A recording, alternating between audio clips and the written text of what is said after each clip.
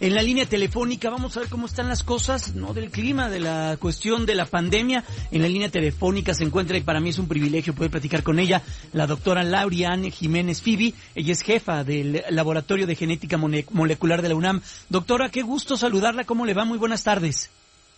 ¿Qué tal, Jaime? Muy buenas tardes. Oiga, doctora, el gusto es mío. Doctora, pues ya alertas por todos lados. Hoy la propia jefa de gobierno ya dice que sí estamos ante una tercera ola. La Organización Panamericana de la Salud confirma la presencia de esta tercera ola de coronavirus en México. También da a conocer resultados interesantes que tienen que ver con estos. Ayer se reportaron 8,500 casos alrededor. ¿Qué estamos viviendo? ¿Qué está viviendo el mundo primero contra la pandemia de COVID? ¿Y qué viene para México, doctora? Buenas tardes. Sí, bueno, lo que estamos viviendo ahorita, pues sí, es una nueva escalada que pudo haberse prevenido. Es decir, esto que está ocurriendo no era inevitable. Nada de lo que ha pasado en el último casi año y medio ha sido inevitable. Todo lo que ha ocurrido ha sido una consecuencia directa de las acciones y decisiones que se han tomado para controlar la pandemia, es decir, las estrategias que se implementaron para hacer, ¿no? Ahorita, esto es realmente, pues, para mí realmente es muy triste y descorazonador, ¿no? Esta situación de haber visto que este repunte se iba a dar. Yo estuve señalándolo desde el mes de abril, una vez que dejaron que tanta gente se infectara. Y cuando digo dejaron, hablo de las personas a cargo de la pandemia, incluyendo evidentemente al doctor López-Gatell y la gente que trabaja para él, y la doctora Sheinbaum y la gente que trabaja para ella, ¿no? Dejaron infectar rampantemente a la gente en los meses de diciembre y enero, ¿no? Después de esto, como ocurre en todas las epidemias, se agota temporalmente, vino un descenso, pero era predecible que esto volvería a repuntar si no se tomaba una estrategia distinta.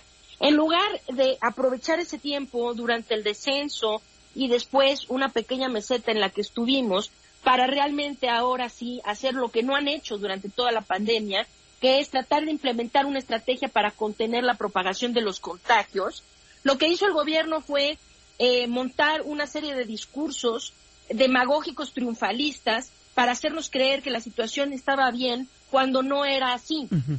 Y entonces lo que termina sucediendo es esto que va a pasar ahora.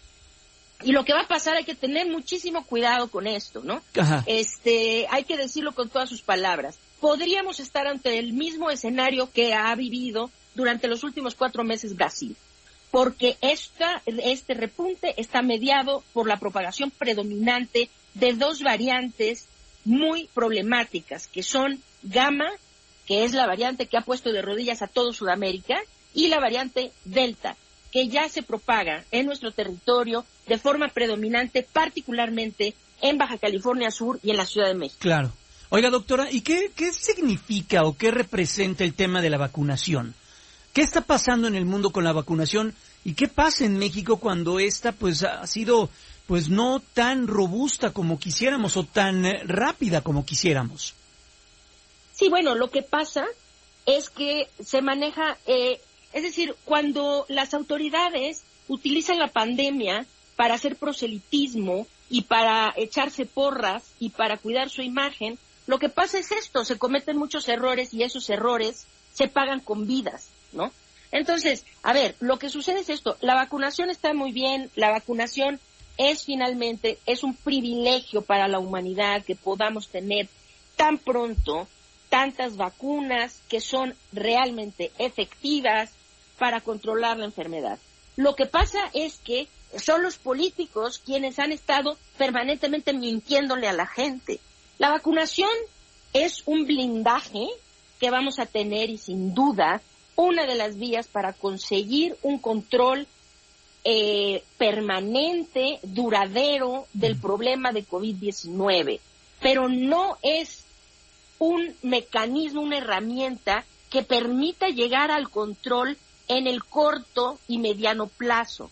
La vacunación es una herramienta que nos permitirá, más tendiendo hacia el largo plazo, de blindarnos contra volver a tener repuntes que sean mortales, que impliquen la muerte de mucha gente, ¿no? Y la saturación de hospitales, etcétera. Entonces, pero esto que la narrativa esta falsa que aquí han realmente propagado, ¿no? Como fuego nuestras autoridades de, es que ya hay muchos vacunados, hay muchos... No, a ver, hablemos claramente. Uh-huh. Reino Unido es uno de los países que más ha vacunado sobre la faz de la tierra, ¿no? Han vacunado mucho, han vacunado rápido y han vacunado bien. Y han vacunado a más del 65% de su población con esquemas de vacunación completos. Reino Unido hoy está en un repunte muy grave. Queriendo decir, ¿qué pasó? ¿No sirve la vacunación? No, sí sirve la vacunación, pero no sirve, la vacunación per se no va a controlar el avance de la pandemia hasta que se tenga a una población mundial masivamente vacunada, claro, y se tenga el problema de la enfermedad bajo control. Mientras esto ocurre, es indispensable que los líderes alrededor del mundo hagan lo que necesitan hacer para detener la propagación del virus. Claro. Y mientras se va a ir vacunando, y esto, claro, nos va a servir un blindaje extraordinario para que no sigamos en el estado de emergencia pandémica en el que nos encontramos, pero a largo plazo. Perfecto. Entonces, nuestro país ha vacunado muy poco. Es decir, tenemos más o menos el 15% de la población vacunada con un esquema completo. Eso no nos sirve, eso no impacta, pues, sobre el desarrollo de la pandemia. Sí. Es decir, pues sí, hay el 15%, están un poco mejor protegidos, sí, pero lo mismo los repuntes van a venir, y este otro discurso también falso de que van a subir los casos, pero no las hospitalizaciones y las defunciones, es total y absolutamente falso. Hay que ver lo que está pasando en el estado de Baja California Sur para darse cuenta que esto es una gran mentira. Lo que está pasando es lo mismo que ha ocurrido ahora en Argentina, claro, en Colombia, en Brasil. Doctora, que va más lento el avance de las defunciones que de los casos, pero tarde o temprano alcanza y van a la par. Doctora, rápidamente, estamos platicando con la doctora Lauriane Jiménez Fibi, jefa del Laboratorio de Genética Molecular de la UNAM. Las personas, el grupo de población que se está enfermando, estadísticas señalan que es de 18 a 39. ¿Qué significa esto, doctora? Bueno, creo que se lo agarró muy joven, es más bien el grupo más o menos de 18 a 50 años, más okay, o menos, Uh-huh. Pero sí, lo que significa esto no entendemos todavía el trasfondo de esto, si es un efecto propio, ahora sí, de la vacunación. ¿Por qué? Porque el grupo que se ha vacunado más es precisamente el grupo de mayor edad, ¿no? El grupo okay, de los adultos mayores.